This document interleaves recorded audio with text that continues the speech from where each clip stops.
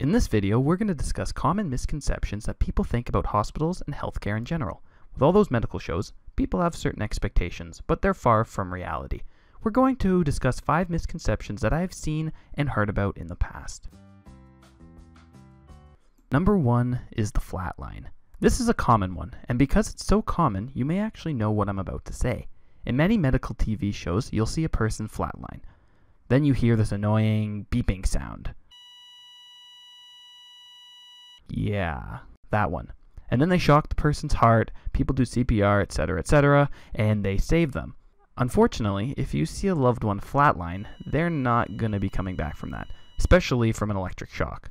There has to be electricity in the heart for the shock to work. It sort of resets the electric frequency of the heart and tries to bring it back to normal. If you're flatlined, then you're shocking a piece of meat with no electrical potential, and it just won't work. Now, this is a normal rhythm. It probably doesn't mean much to you, but this is a rhythm that could be shocked. And this is a flatline. As you can see, they look nothing at all alike. Speaking of the heart, people believe that oxygenated blood is red and deoxygenated blood is blue.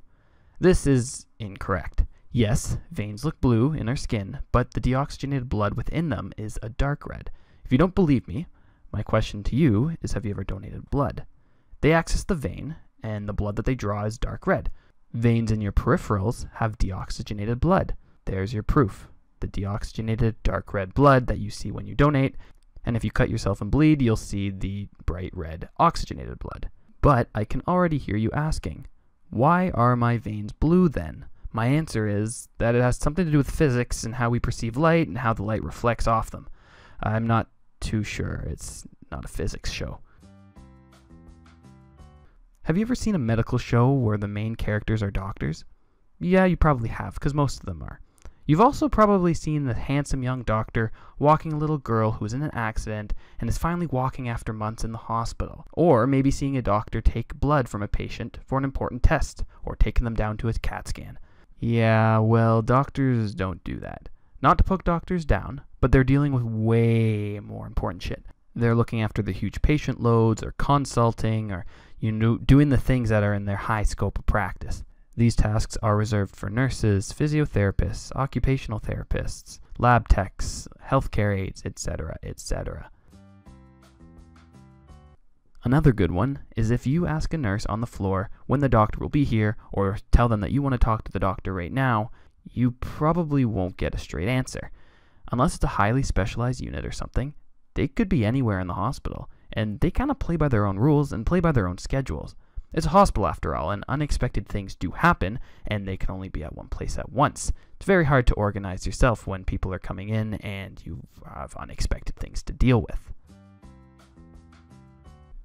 The last one is white lab coats.